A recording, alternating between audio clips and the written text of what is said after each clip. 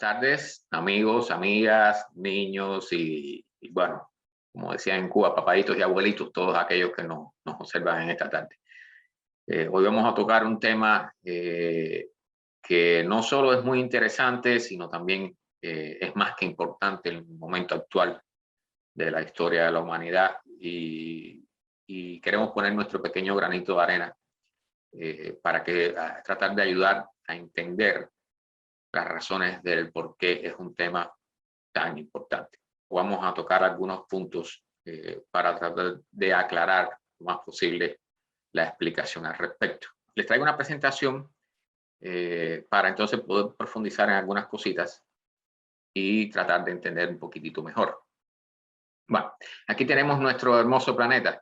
Esta es una foto magnífica que realmente, bueno, tiene hasta la luna al lado y muestra no solo la belleza del planeta, sino también muestra el hecho de que, bueno, los astronautas y los cosmonautas y los taikonautas y todos estos, los turistas espaciales, todo el que sube arriba, se da cuenta que la Tierra no se le ven las fronteras cuando se mira desde el espacio, ¿verdad? O sea, las fronteras son un punto totalmente artificial que nosotros hemos insertado dentro de la naturaleza del planeta. Y eso es algo fundamental a tener en cuenta en todo este fenómeno que estamos mencionando. Bueno, la historia quizás pudiera comenzar por este planeta que está aquí. Estoy seguro que muchos reconocerán que es el planeta Venus. Y bueno, aquí lo vemos en una foto tomada desde cerca con una sonda espacial. Se ven las nubes y todo, pero estamos claros en que nunca se le puede ver la superficie, a no ser que sea con métodos especiales como el radar, por ejemplo, que puede penetrar las nubes. Venus es un ejemplo, bueno, fue uno de los primeros lugares donde se aprendió a reconocer el efecto invernadero, el famoso efecto invernadero.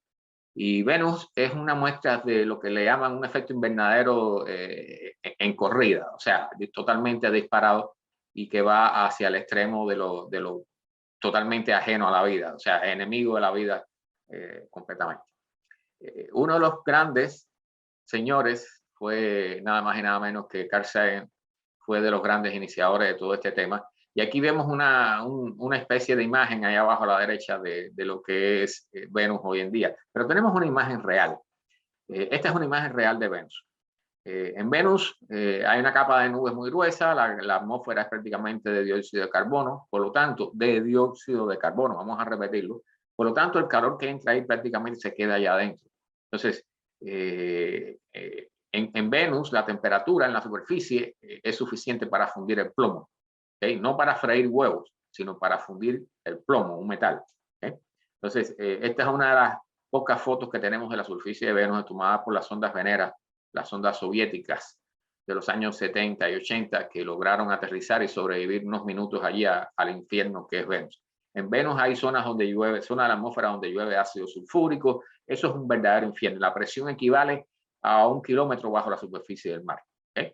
Entonces, es un lugar horrible. Y repito, parte principal de la composición de su atmósfera es dióxido de carbono. Lo mismo sucede con Marte, pero Marte está un poco más alejado que nosotros, al contrario de Venus, que está más cerca del Sol. ¿Okay? Todas esas son condiciones que son importantes. Entonces, en el tema de variaciones climáticas, se incluyen muchas cosas, influyen muchos factores. Y, bueno, por supuesto, todos sabemos que hace 65 millones de años hubo un asteroide que dañó al planeta, se puede decir así, y extinguió prácticamente todos los dinosaurios que llaman no aviarios, pero bueno, todos los dinosaurios prácticamente que habitaban la Tierra, y gran parte de la extinción fue masiva realmente, y abrió la puerta a la entrada de los mamíferos a poder caminar de día sin miedo a ser devorados. Y eso abrió las puertas a nosotros también. O sea, nosotros somos parte de la oportunidad que tuvimos. Pero el universo no cuida, o sea, si algo que es claro es que el universo no cuida de la vida, o sea, la vida tiene que sobrevivir por la ley del más fuerte. Y realmente este es un ejemplo, y lo que estamos hablando ahora también va a ser un ejemplo de esto. El problema actual es subida de las temperaturas. Yo sé que hay personas que son escépticas al tema, pero todos estarán de acuerdo en que se está notando que la temperatura está subiendo y que hay ciertos otros factores también que están cambiando. O sea, cualquier persona, yo tengo 50 años, cualquier persona que tenga mi edad o un poco menos, va a recordar que en tiempos pasados había unas condiciones un poquitico diferentes. Entonces, vamos a tocar 2 o 3 puntos al respecto. Lo más importante en este tema actualmente es lo que se llama el ciclo del carbono. El ciclo del carbono, que en nuestro planeta es el que mantiene la vida y que existió incluso antes posiblemente de que existiera la vida multicelular incluso. O sea, el ciclo de carbono básicamente es se recicla la misma cantidad de carbono que hay en la atmósfera. Una parte se va hacia los océanos, otra parte va hacia la Tierra como tal. Y se intercambia esa cantidad permanente, constante de carbono. Entonces, todos debemos saber, por supuesto, que cada uno de nosotros, o sea, la vida está constituida fundamentalmente por carbono y de igual forma, bueno, muchas otras, o sea, los árboles, todo lo que tiene que ver con la vida tiene que ver con el carbono intrínsecamente. Por lo tanto, el carbono es un elemento sumamente importante en el ciclo de la vida en la Tierra. Y vamos a poner, aquí vemos un ejemplo, pongo algunas cositas, ¿no? Bueno, todos los animales expiramos dióxido de carbono y las plantas lo absorben durante el día. Y mediante el proceso de la fotosíntesis ayudan a limpiar un poco y liberan oxígeno. Pero también o sea, hay partes de carbono almacenadas, ya sea en parte, por ejemplo, la hierba que se comen las vacas y que luego, bueno, tienen todo el proceso de alimentación. Pero aquí ya se incluye en este gráfico el hecho de que el hombre ha estado quemando combustibles, ya sea leña o después combustibles fósiles, o sea, el petróleo, el carbón, que han estado almacenados. O sea, la leña no, la leña es algo que está parte del ciclo normal, pero el petróleo y el carbón natural sí han sido partes ajenas a este ciclo. O sea, el petróleo se extrae debajo de la tierra, que ha estado almacenado allí durante millones de años, y lo estamos quemando, y ese proceso de quemarlo genera gases que son los que se están acumulando en la atmósfera y que anteriormente no estaban. Entonces, lo más importante sobre esto que está sucediendo ahora es que nosotros estamos agregando a un ciclo que tenía un equilibrio natural y que ha estado así por milenios, por millones de años. Nosotros estamos agregando un factor desestabilizante. Y yo sé que muchos dicen, bueno, nosotros no somos suficientes, el planeta es demasiado grande, pero realmente la atmósfera del planeta es extremadamente fina, que si usted busca en las imágenes de la Estación Espacial Internacional, cualquier imagen tomada del espacio, es muy difícil ver el espesor de la atmósfera observando una foto de la Tierra desde el espacio. Bueno, aquí es donde o sea, profundiza un poco más en lo que estamos haciendo. O sea, el carbón que está atrapado, que ha estado atrapado históricamente en el suelo, lo estamos extrayendo y lo estamos quemando. A mí siempre me gusta poner un ejemplo para que las personas entiendan. O sea, ¿qué sucede si tú te quedas encerrado en el garaje de tu casa y enciendes el automóvil? Pues bueno, que esos gases que van a emanar del automóvil tarde o temprano te van a causar daño. Y el daño puede ser en cuestión de 1 hora, 2 horas, no más. ¿Okay? Entonces, y quizás en minutos, o sea, quizás en menos. Entonces, la pregunta que yo hago, ¿cuánto tiempo has usado tu automóvil? Porque si mides ese tiempo que es capaz de hacerte daño y multiplicas eso por todo el tiempo que has estado haciendo el automóvil, tienes una idea de cuánto has estado ingresando de gases nocivos a la atmósfera. Yo sé que muchas personas también plantean, bueno, las plantas pueden reciclar el CO2, pero eso tiene un límite. O sea, todo en la naturaleza tiene un límite y para mantener un equilibrio ese límite hay que respetarlo. Bueno, otro problema que está patente ahora y que estamos notando en América del Sur, en América del Norte, lo estamos notando en África, lo estamos notando en Asia y en Europa, en todas partes, es la sequía. Y la sequía es una consecuencia también de esto que sucede. O sea, las sequías han existido, como el mismo clima ha existido históricamente. Pero nosotros estamos influyendo ahora de una forma decisiva en ciertos cambios. Y uno de los cambios, por ejemplo, que se menciona esta semana en una noticia que salió es alteraciones en la corriente de chorro, la famosa corriente de chorro en la atmósfera alta, que divide lo que es el aire polar, el aire frío y el aire caliente que está más cerca del Ecuador. Y esas alteraciones introducen cambios en los patrones del clima que comienzan a afectar. Entonces, una de las cosas que se plantea, por ejemplo, aquí en Estados Unidos, es que las variaciones en la posición de la corriente en chorro pueden influir en que las zonas este del país, no las oeste. La oeste ya está bajo una sequía extrema, pero esa sequía se puede ir propagando hacia el este poco a poco. Entonces, ahora, aquí hay ejemplos que quedan bien claros con fotografías tomadas en diferentes épocas, épocas con años de diferencia, donde se ve una presa, por ejemplo, o un río, cómo se ha ido secando, y en estos momentos, en lo que es Arizona, California, para hablar del caso de los Estados Unidos, y es fácil buscar ejemplos en otras partes del mundo, para el caso de California y Arizona, la sequía es grave. Por ejemplo, el río Colorado, que abastece a 40 millones de personas de agua, incluyendo personas no solo en los Estados Unidos, sino también en México. Hay una crisis real ya de que prácticamente están a punto incluso de no poder usar las represas para generar energía eléctrica. O sea, la sequía no solo influye en que se reduce la cantidad de agua disponible para el uso humano, sino también se reduce la disponibilidad de energía, porque existen hidroeléctricas y se usan para mantener también la sociedad funcionando. Y una de las cosas que se ha manifestado ahora, o que ya está sucediendo, es que empiezan a haber discusiones entre estados y entre ciudades sobre quién va a usar el agua, quién tiene privilegios para usar el agua. E incluso se está limitando ya el agua o sea, se le está prohibiendo incluso a los agricultores que usen agua del río. O sea, esto significa que todos los cultivos se les van a morir. O sea, los agricultores van a tener que irse del lugar porque van a quebrar, van a perder toda su riqueza, toda su producción, van a tener que irse a vivir quizás, bueno, no sé, en una ciudad o buscar un lugar que todavía sea fértil. Esto es un ejemplo, por ejemplo, también de una represa que pueden ver imágenes de eso donde quiera. O sea, es algo que no es secreto, que todo el mundo lo sabe y lo hemos ido notando estos últimos años. Ahora, ¿por qué, por ejemplo, el río Colorado se está secando? Y eso sucede también en los Andes, sucede en África, sucede en Asia. O sea, no es algo que sea particular de una región. ¿Okay? Está sucediendo en todas partes. Existe lo que se llama las nieves perpetuas, o sea, la cobertura de nieve en las montañas. Y a pesar de todo el proceso, que podamos tener una idea de cómo funciona el proceso para depositar esas nieves y mantenerlas, ellas se mantienen porque las temperaturas lo permitían. Pero al subir la temperatura de la atmósfera, esas nieves comienzan a derretirse. Entonces, el punto en el que estamos es que, por ejemplo, el río Colorado está perdiendo su caudal de forma importante e impactante porque las nieves que eran permanentes ya no lo son. O sea, ya comienza la cobertura de nieve en las montañas, que son las que dan nacimiento al río y mantienen su caudal, se están perdiendo. Así que, por lo tanto, o sea, ese es un factor que es innegable, que nadie puede decir, bueno, esto no está ocurriendo, porque está ocurriendo y está a la vista de todo el mundo.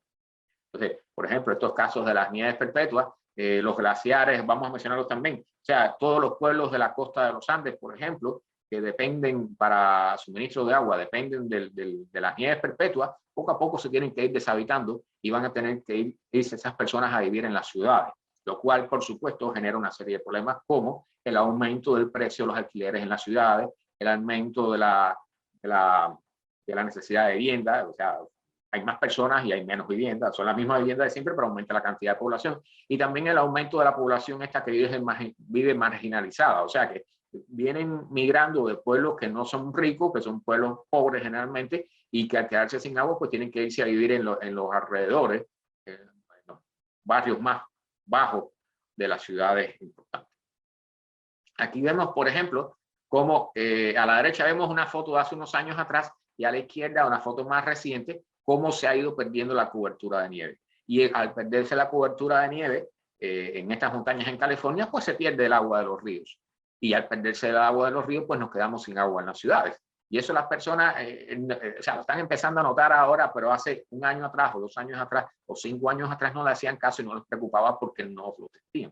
De hecho, todavía hay muchos que no lo sienten, porque se le está quitando el agua a la agricultura con tal de darle agua a las ciudades. Y aquí, particularmente en este país, y estoy seguro que sucede en otras ciudades también del mundo, prácticamente, al menos aquí en la Florida, la mitad del agua dulce que se consume es para regar el césped que hay en los jardines. O sea, eso es un desperdicio, o sea, es un error que estamos cometiendo y sin embargo lo seguimos manteniendo a pesar de que hay una crisis. En el caso de California se sigue manteniendo. O sea, es preferible darle agua a las ciudades para las personas y las personas lo usan para regar su césped en lugar de usarlo en la agricultura, por ejemplo. ¿okay? O sea, no hay todavía inteligencia suficiente, a pesar de que decimos que somos inteligentes, para poder controlar eso y hacer un uso inteligente del agua. Aquí vemos, bueno, ya prácticamente no queda nada, ¿no? O sea, la reducción es constante y en unos años más, la pregunta, ¿qué va a pasar con esas ciudades, incluyendo Las Vegas, por ejemplo, o Los Ángeles? ¿Qué va a pasar con esas ciudades cuando el agua empiece a escasear? Esa es una pregunta que va a tener respuesta muy pronto. O sea, no vamos a estar 10 años esperando a una respuesta, va a suceder antes. Aquí vemos ya algunas de las, o sea, estos carteles cuestan dinero y ya los carteles, en lugar de tener propaganda política o cosas, propaganda de McDonald's o de lo que sea, ya comienzan a salir los problemas sobre la escasez de agua. Y lo que están pidiendo, por ejemplo, en uno de estos carteles es que construyan más presas. O sea, si tú no tienes agua, tú no resuelves nada con construir una presa. Bueno, otra parte grave del problema, y que conocen muy bien la gente de Brasil, de Argentina, de Uruguay, toda esa zona, es la deforestación. Pero eso sucede en todas partes. Y hace unos años atrás, estamos hablando de unos cuantos años atrás, se decía que cada segundo que pasaba se eliminaba un acre de bosque. O sea, se tala un acre de bosque cada un segundo en el planeta. Y eso es continuo, día tras día, 24 horas al día, 7 días a la semana, 365 días al año. Entonces, este problema de la deforestación es grave porque, bueno, por supuesto, el mercado, y estamos, o sea, hace un año y 2 años atrás también hubo mucha preocupación con todo el problema de la Amazonía, del Amazonas, y los incendios que hubo ahí y cómo, o sea, prácticamente los incendios responden más al uso de la tierra y al robo de la madera que a los incendios que sean de causas naturales. Y lo que ya se está anunciando es que los bosques como la Amazonía, por ejemplo, poco a poco se están convirtiendo, en lugar de ser almacenadores de carbón, porque los árboles al respirar van almacenando carbón dentro de sus troncos, en lugar de ser almacenadores, pues van a comenzar a emitir carbón. Y eso es una fuente extra de carbón en la atmósfera también que es muy preocupante y que nos va a comenzar a afectar. Aquí vemos comparaciones. Busquen la foto, la famosa foto de la división entre la frontera entre Haití y República Dominicana. No la tengo aquí, pero es algo similar a esto. O sea, los haitianos, los pobres con sus condiciones económicas degradadas, pues han ido usando todos los árboles para madera, para cocinar o para construir o para lo que sea, y han dejado prácticamente su país, Haití, sin vegetación. ¿Okay? Entonces, eso, o sea, al final de ese país, yo no sé qué va a suceder con Haití, pero realmente está quemado. Bueno, los casos, seguimos viendo ejemplos, ¿no? Traje unas cuantas fotos, pero realmente todos sabemos lo que está sucediendo. Lo que pasa es que seguimos preocupados por construir nuestras casas y por usar la madera para crear papel higiénico o libretas para la escuela, libros o lo que sea. Y bueno, el problema hasta ahora no tiene solución.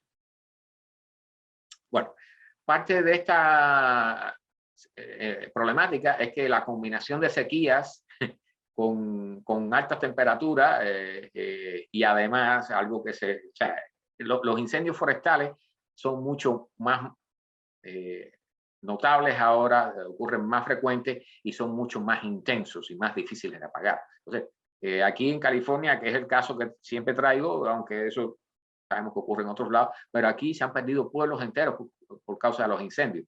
Y realmente es un tema preocupante y van a continuar en alza en la medida que vaya aumentando la temperatura de la atmósfera. Y eso que la temperatura del planeta en total, desde hace 200 años, desde que comenzó la era industrial hasta la actualidad, se ha incrementado en alrededor de 1 grado centígrado. Solo 1 grado.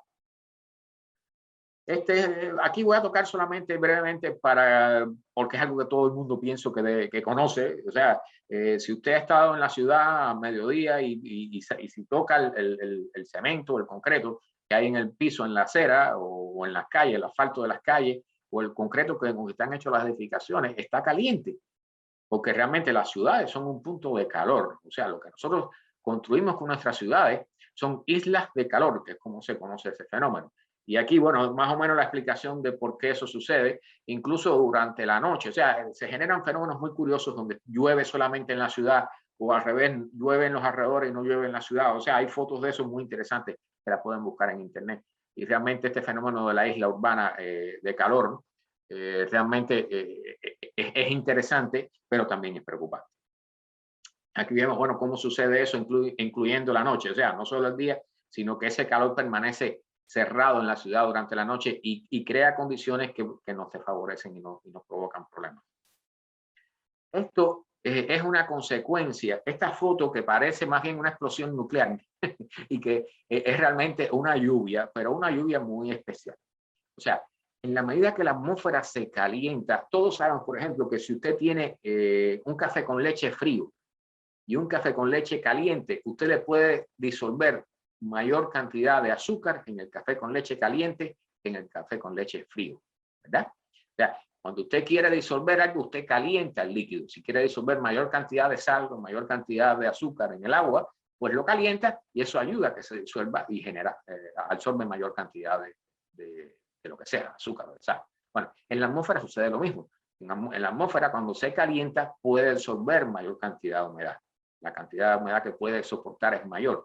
Por lo tanto, las tormentas, y esa es la misma causa por la que se dice que los huracanes son más intensos también. O sea, las tormentas son más intensas. Y esto que estamos viendo aquí es lo que se llama un microburst, o sea, una micro, bueno, le llaman una bomba de agua, en español le llamamos así. Realmente esto es una cantidad de agua, es un fenómeno que se produce, que cae una cantidad de agua enorme en cuestión de minutos y bueno, con tal fuerza, vamos a mostrarlo aquí, a ver si ahí está funcionando el GIF, ok. Eso es una bomba de agua, o sea, una cantidad de agua tan grande que de momento se condensa y crea un peso tan grande que cae con tremenda fuerza. Y eso genera unos vientos enormes y unas condiciones equivalentes a las de un tornado o un huracán y genera destrucciones de este tipo. O sea, esas casas están prácticamente aplastadas porque les ha caído una lluvia de este tipo. ¿Okay? O sea, estas destrucciones no son causa de huracanes, no provienen de un huracán, sino de una lluvia que duró unos minutos y que prácticamente destruyó todo un sector de varias manzanas en una ciudad.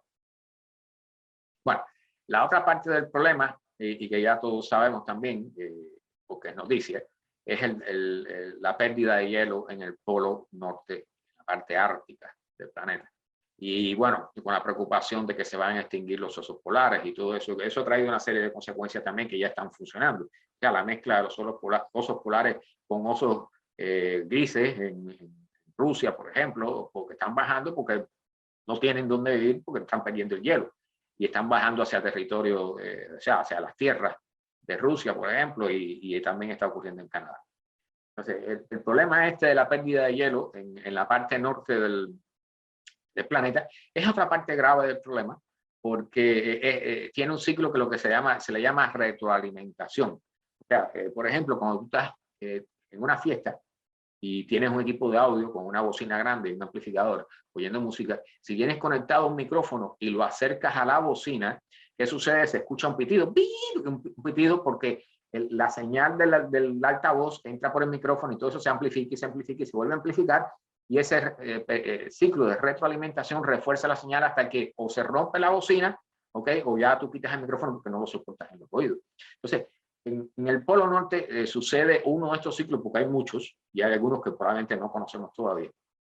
Ciclos de retroalimentación.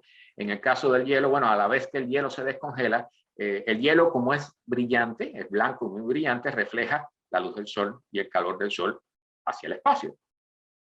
Cuando el hielo se derrite, lo que queda es el océano. Eso sucede en el Polo Norte, en el Polo Sur tenemos la Antártida, pero aquí no. Entonces, aquí lo que tenemos es un océano, un agua que es oscura, azul oscuro.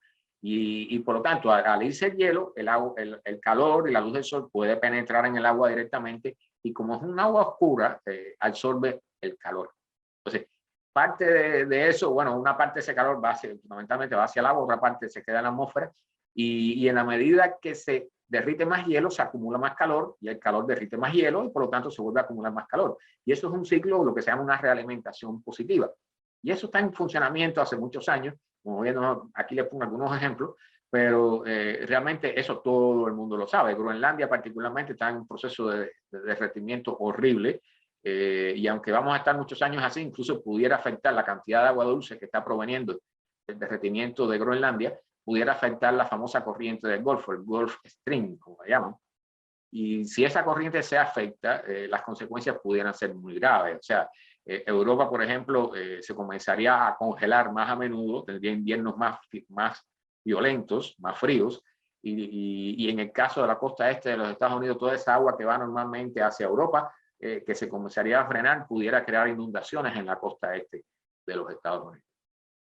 Aquí vemos, bueno, les puse un gráfico para no dejar de ponerlo, con todo el derretimiento de hielo que ha habido en el polo norte de la Tierra. Como ven allí, eso se ha medido desde 1900 hasta 2010, y pueden ver cómo esa curva al final va bajando y bajando y bajando hasta un punto donde ya se piensa que dentro de unas decenas de años no haya ningún hielo en el polo norte. El derretimiento de los glaciares, pues bueno, es parte de todo este problema. Incluye el derretimiento de las nieves de los glaciares en las montañas, que alimentan de agua a ciudades, como ya dije anteriormente, e incluye en este caso los glaciares que están en Groenlandia, por ejemplo, o en otros lugares que son permanentemente fríos, incluyendo la Antártida, que también tiene su tema muy específico, pero eso merece una charla aparte. Entonces, ¿qué vamos a hacer con nuestro planeta? Realmente, el problema, la discusión actual ya no debe ser si hay o no calentamiento. Todos sabemos que lo hay. La discusión la centran, las personas que quieren tener discusión al respecto, la centran en el tema de si el hombre es causante o no. Pero realmente todos sabemos y esta imagen que encontré está muy acertada, porque no solo estamos derritiendo el hielo y causando toda una serie de problemas, sino también contaminando con todo tipo de cosas, incluyendo plástico del mar. Y eso todos lo sabemos. Todos lo sabemos. Lo que pasa es que somos parte de un mecanismo, tenemos una inercia y nos cuesta mucho frenarnos e irnos en dirección contraria o encontrar soluciones al problema. Entonces, realmente la pregunta es hasta qué punto vamos a tener que llegar para darnos cuenta de que lo que estamos haciendo es dañino para nosotros mismos, no solo para la vida en el planeta, sino para nosotros mismos. Y como dicen, bueno, el planeta va a seguir, o sea, el planeta no se va a aniquilar. La Tierra va a seguir girando alrededor del Sol por miles de millones de años, siempre que no hay un evento cataclísmico aquí en el sistema solar. Pero nosotros, específicamente ya en estos momentos, y eso está declarado también, aunque no es parte de la charla, que estamos creando la 6ª extinción masiva de especies vivas. Y eso es un proceso que viene ocurriendo hace muchísimo tiempo y que está presente en la actualidad. Día a día desaparecen especies en nuestro planeta. Entonces, hay una serie de fenómenos que están ocurriendo, como la migración de aves, de animales y de insectos desde las zonas ecuatoriales, están migrando, buscando zonas más al norte para buscar una temperatura más adecuada a su vida. Y eso está sucediendo, eso está demostrado científicamente. Hay artículos y estudios que demuestran eso. O sea, no es algo que sea anormal. Entonces, los mosquitos van a ir más hacia el norte, las garrapatas van a ir más hacia el norte. O sea, hay una serie de cosas que hay que tomar en cuenta en todo esto y que están sucediendo y que si no hacemos algo, van a continuar empeorando. Entonces, los científicos, por suerte, siempre han estado enfocados en esto, han trabajado muchísimo. Por ejemplo, el último informe, el famoso último informe, el 6º informe del panel intergubernamental de cambio climático, incluye trabajos de, o sea, 40.000 estudios sobre el cambio climático. O sea, eso no es una cifra cualquiera, es una barbaridad. Y todo eso se ha resumido y se ha analizado y se ha creado un informe que tiene más de 4.000 páginas, y que ellos han resumido en algunas páginas para el público y en 2 páginas para los políticos, para los que toman decisiones. Entonces, es importante, si pueden, tienen una oportunidad, léanlo, porque realmente eso son cosas que están demostradas, que están funcionando, lo estamos viendo también en nuestras vidas. Tenemos la preocupación de que está ocurriendo, pero estamos tratando de negarlo porque es más cómodo seguir haciendo las cosas que hacíamos a diario. Tener nuestra vida normal, seguir usando nuestro auto, seguir usando nuestras cosas. Después yo voy a preparar una presentación similar a esta, pero más enfocada en ese informe y los puntos débiles que tiene, las cosas que son buenas, las cosas que son malas, los puntos débiles y las cosas que debieran preocuparnos aún más de lo que dice el informe. Entonces, bueno, hace mucho tiempo ya que teníamos ciertas soluciones que ahora estamos comenzando a aplicar en mayor escala. ¿Okay? Si vamos a Arizona, por ejemplo, los granjeros de Arizona hace rato que aprendieron que les era más negocio tener estos generadores de viento que tener vacas en el terreno. Les genera más dinero tener generadores eólicos en sus terrenos que tener vacas. Entonces tienen las dos cosas. Y las vacas las usan como una parte de un negocio accesorio, pero generan electricidad de forma limpia. también, bueno, los paneles solares. Todo esto tiene su debate, toda esta tecnología hay que mejorarla, hay que encontrar cuál es la más apropiada en determinada zona. También la generación nuclear va a tener su papel, yo no lo niego, al contrario, puede ser parte importante en la transición hacia una energía renovable más limpia y más eficiente, y nos puede ayudar mucho en el cambio que vamos a tener que hacer en los próximos años. Y o sea, a partir de ahora, no en los próximos años, sino a partir de este momento que estamos hablando, que debió haberse hecho mucho antes. Entonces, esta es una imagen que se hizo famosa sobre, bueno, nuestros efectos en el medio ambiente, como la basura que creamos, que realmente ya tiene efectos graves. O sea, no somos tan pocos, ni el planeta es tan grande como para no sentir los daños que nosotros lo hacemos. Pues esta es una forma de hacer un llamado para nuestra conciencia, para cambiar un poco. Entonces, la idea es, sobre todo, que lo hagamos, lo que haya que hacer, lo hagamos por nuestros niños y por los niños que van a venir. O sea, nosotros ya estamos en salida, las personas de mi edad o más adultas, estamos en salida ya, estamos en el camino de salida, pero los niños, las nuevas generaciones que vienen son los que van a vivir en un mundo que va a ser totalmente diferente. Entonces, pienso que cada vez que vaya usted a votar, tome una decisión pensando en sus hijos y en los hijos de los demás y en los niños que viven en otras partes, porque realmente van a tener un mundo muy diferente al que estamos viviendo y al que vivimos nosotros, al que disfrutamos nosotros. Entonces, les dejo con la foto de la Tierra para que tengan tiempo de reflexionar en qué nos hemos metido, qué es lo que hemos estado haciendo y lo necesaria que son las soluciones que vamos a tener que aplicar, aunque algunas sean un poco duras y difíciles y incluso contraintuitivas, o sea, difíciles de aceptar para nuestra mente y para nuestro espíritu de tratar de mejorar continuamente, de tener más cosas y el mercantilismo y todas estas cosas que tenemos acostumbradas en nuestra vida hasta ahora.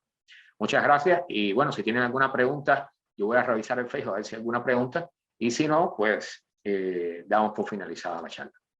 Próximamente voy a hacer una un poco más completa, dedicada a, como les dije, al informe del panel intergubernamental de cambio climático, a ver cómo lo logro explicar mejor, cuáles son las ventajas y desventajas de ese informe, cuáles son los problemas que trata de resolver y cuáles son los que no ha tratado de resolver, los que están fuera de su alcance.